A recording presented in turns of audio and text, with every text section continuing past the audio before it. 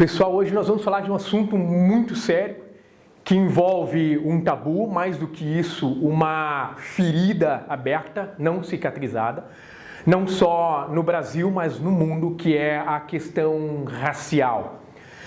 Mais do que isso, é um assunto que pode também envolver polêmicas, é um assunto que de alguma forma a gente vai gerar sim um desconforto, porque a partir daí nós vamos buscar mudanças, nós vamos refletir sobre o assunto. Então o assunto é extremamente sério, o assunto ele é extremamente pesado e nós não vamos abordar aqui somente como números, como dados. Nós vamos abordar, nós vamos refletir, nós vamos falar sobre a questão racial no Brasil. Então a aula de hoje nós vamos tratar da diversidade étnica brasileira. Então, a diversidade étnica brasileira. E mais do que trazer somente a questão dos números, a questão quantitativa ou percentual, nós vamos estabelecer uma reflexão.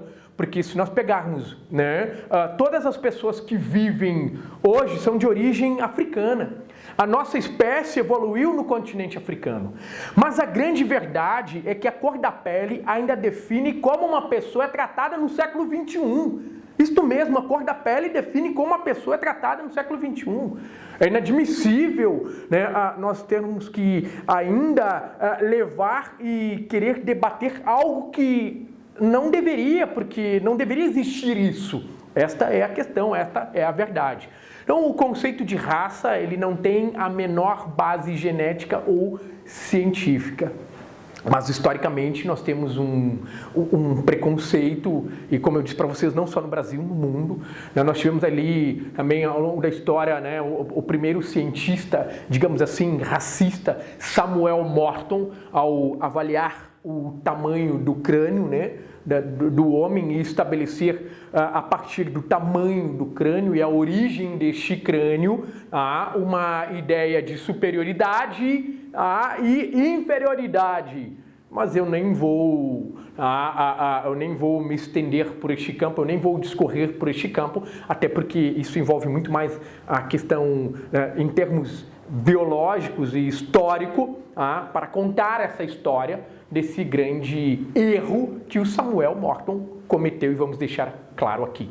Perfeito? Mas o que eu quis dizer é que eu não vou entrar nesse contexto, contar essa história do Samuel Morton, esse grande erro, a partir da análise destes crânios, ok? Isso eu vou deixar para a área da história, para contar isso para vocês, ou até mesmo para a biologia. Se nós pegarmos a questão étnica aqui no Brasil, nós vamos ter a nossa origem, o índio, e aí nós tínhamos no início 3 milhões de índios, os brancos, e aí principalmente a chegada aqui no Brasil de portugueses, italianos, alemães, espanhóis, franceses, e aí então a origem, o europeu, branco, o negro, que foi trazido como mercadoria para trabalhar aqui no Brasil, escravizado, e asiáticos. E aí então a nossa base, a nossa origem. E aí hoje a composição, de acordo com o IBGE, o Instituto Brasileiro de Geografia e Estatística, agora os meninos vão ampliar essa imagem, nós vamos ter ali 47,7% da população hoje no Brasil branca. Perfeito? Isso conforme o censo de 2010. 7,6% da população preta, até podemos ali ser mais preciso, 1,1% da população amarela, 43,1% da população parda e 0,4% da população indígena. Hoje são 900 mil índios. Se nós somarmos aqui a população parda mais a população preta, nós vamos ter aqui cerca de 50%, olha só o detalhe, 50,7% da população preta e parda no Brasil.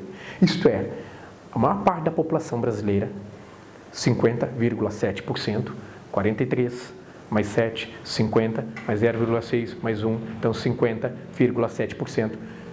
Nós vamos ter a população preta e parda, a maioria. E depois 47,7% da população branca. Mas a grande questão, enquanto os brancos chegaram no Brasil e receberam incentivos a partir de Dom João, para entrarem no Brasil recebendo terras e se tornaram proprietários de terras, mesmo com a lei de terras, que acabou, de certa forma, com essa distribuição, aqueles proprietários se tornaram e receberam o título ali de proprietários daquelas terras.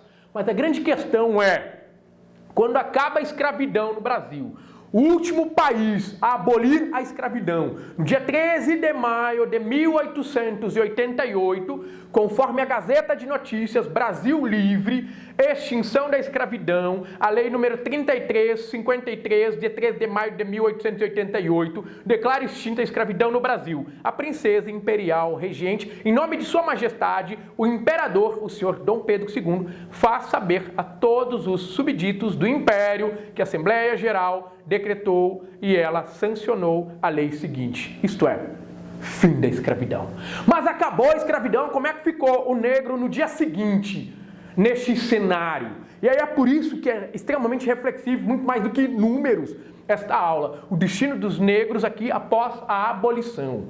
E aí eu trago para vocês refletirem muito sobre essa questão, tá? Para vocês estabelecerem um olhar, tá? Muito mais crítico e reflexivo, aqui alguns anúncios históricos, como este aqui, escravo fugido. Fugiu na noite de 13 para o 14 da corrente da fazenda de Montserrat, o escravo pertencente a Dona Ana Joaquina do Prado Fonseca, de nome Zeferino, de altura regular, bem feito, preto, rosto redondo, olhos grandes, desdentados e com sinais de catapora. O anúncio que fugiu um escravo. Escravos, vende-se um perfeito cozinheiro de forno e fogão e bolieiro. Pode dar-se para experimentar 2 lindos moleques para a lavoura, entre 14 e 15 anos, e uma rapariga para a mucama perfeita. 3 cozinheiras que lavam e engomam. Para ver tratar ali na rua São José. Pode dar para se experimentar 2 lindos moleques como propriedade. Aluga-se um moleque na rua Imperatriz. Escravo fugido, acha-se fugido desde o dia 3 de março próximo, passado. O escravo de nome de Joaquim, de nação ali congolesa, branco, tanto na barba como os cabelos, olhos grandes, bons dentes, bastante baixo, tendo o dedo da mão direita mutilado, que provavelmente deve ter tentado fugir, e aí foi castigado. É cozinheiro, diligente, serviçal e tem modos humildes, e também é dado o vício da embriaguez. E aí gratifica-se. É isso aqui o negro como propriedade. Compram-se escravos de ambos os sexos de 12 a 25 anos de idade. Bonitas peças como objeto, sem defeito algum, com prendas ou sem elas, e paga-se bem. Quem os tiver pode levar para ver e tratar na Rua da Paz, número 25, em frente à Carioca, na casa de canto, que achará a qualquer hora do dia. Atenção, vende por cômodo preço, olha só o detalhe, uma escrava crioula, moça e sadia, para tratar com o senhor Antônio Claudino. Excelente escravo, vende-se um crioulo de 22 anos, sem vícios, muito fiel, asseado cozinheiro, copeiro, bolieiro, faz todo o serviço de arranjo de casa, com presteza, é o melhor trabalhador de raça que se pode desejar, humilde, obediente, bonita figura. O negro dado como objeto no nosso processo histórico.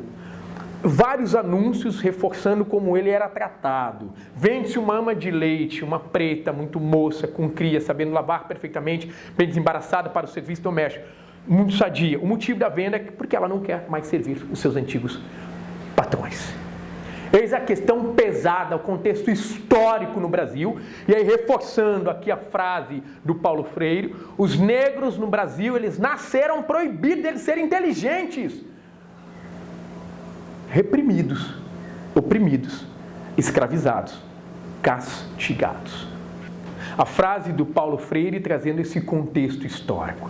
É por isso que nós vamos observar na década de 90 uma campanha, e não cabe o julgamento dessas pessoas que estão aparecendo, estes artistas, mas a campanha na década de 90, uma vez que ser negro no Brasil é completamente difícil, onde ele é segregado, onde ele é excluído, onde ele é invisível, lançaram em 1990 uma campanha, não deixe a sua cor passar em branco, porque o negro buscava um certo branqueamento para obter ascensão cultural, ascensão social, aceitação. Então, trazendo um pouco dessa reflexão e trazendo números também, como dados de 2009, aqui, de acordo com o IBGE, estudantes no ensino superior por sexo, cor e raça. E aí nós vamos ter aqui o maior ingresso de pessoas aqui por cor e sexo no ensino superior. Primeiro, mulheres brancas. Depois, homens brancos. Depois, mulheres brancas. E, por último, homens negros. Nós vamos observar também a taxa líquida de escolarização por sexo e também cor no nível de ensino. E aí o maior acesso a esse nível de ensino. Primeiro, mulheres brancas, depois homens brancos, depois mulheres negras, depois homens negros. Mais do que isso, nós vamos observar a evolução na proporção de homicídios no Brasil pela população jovem. E aí 75% dos jovens que morrem no Brasil, que são vítimas desse homicídio, são negros. 24% brancos. Mais do que isso, se nós pegarmos a distribuição de renda, entre homens e mulheres, e também avaliando aqui a cor da pele, homens que ganham mais de 30 salários no Brasil. Então, a população que ganha mais de 30 salários no Brasil, separando aqui por sexo, são homens brancos. E aí nós vamos ter 84% são homens brancos. Daqueles que ganham mais de 30 salários mínimos no Brasil, apenas 13,8% são pretos. Vamos pegar entre as mulheres, que ganham mais de 30 salários mínimos no Brasil. As mulheres que ganham mais de 30 salários mínimos no Brasil, 84,7% são mulheres brancas. Apenas 13,22% são mulheres pretas. Mais do que isso, na área da saúde, mulheres que nunca fizeram mamografia, 41,5% são mulheres negras. 26,7% são mulheres brancas. Nunca fizeram um exame de colo de útero, 18,4% são mulheres negras e 13% são mulheres brancas. Então eu estou ampliando em todas as áreas, sustentando aqui com base no IBGE, para vocês terem uma ideia, pegando também na área do entretenimento, raça, então a cor da pele e o gênero no cinema brasileiro, avaliando os 20 filmes de maior bilheteria em cada ano, desde 2002 até 2004. E aí nós vamos ter elenco principal, 45%, foi composto por homens brancos, 35% mulheres brancas, 15% homens negros, apenas 5% mulheres negras. Roteirista, aquele que escreve roteiro, 69% são homens brancos, 24% mulheres brancas, apenas 3% homens negros, e dos filmes avaliados nós não temos registro de mulher roteirista negra. Diretores, 84% são homens brancos, 14% são mulheres brancas, apenas 2% diretores negros, e não há um registro desses filmes avaliados de mulheres diretoras negras. Se nós avaliássemos a programação, TV, quanto tempo os negros ficariam nessa programação se um dia fosse composto ali apenas por programações com a apresentação ali de negros? Eles ficariam no ar apenas 6 minutos.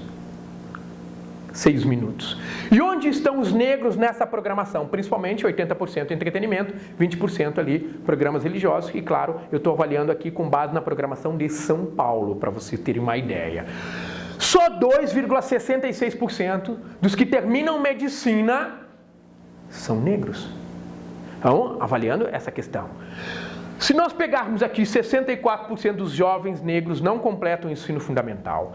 77% dos jovens e adolescentes entre 15 e 29 anos são assassinados no Brasil são negros. Apenas 15% dos juízes brasileiros são negros. Apenas 8% dos deputados na Câmara Federal são negros. Lembrando que nós temos um maior percentual da população preta e parda. Lembrando. Mais do que isso, não existe nada mais perigoso no Brasil do que ser um jovem negro. Dos 52.198 mortos por homicídios em 2011 no Brasil, mais da metade eram negros. 93% eram homens. A cor da pele é o principal motivo da suspeição policial. 65% dos policiais entrevistados admitiram: pretos e pardos são prioridades nas abordagens. Mais do que isso, para 55,8% da população, a morte de um jovem negro choca menos do que a morte de um jovem branco. A morte de um jovem negro choca menos do que a morte de um jovem branco. Isso é assustador. Isso é assustador.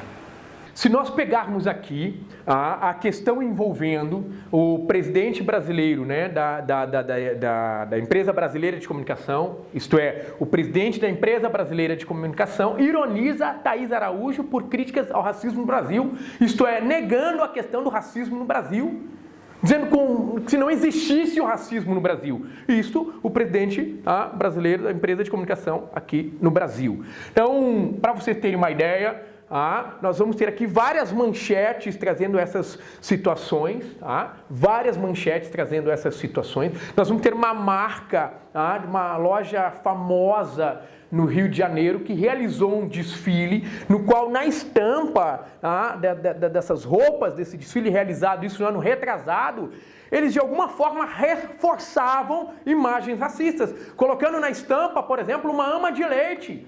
Aquela mesma mulher da reportagem, isto é, que era vendida como uma mercadoria. Depois ela retirou a coleção, fez um pedido de desculpas. Mas olha só onde nós estamos e o quanto o racismo ainda é reforçado.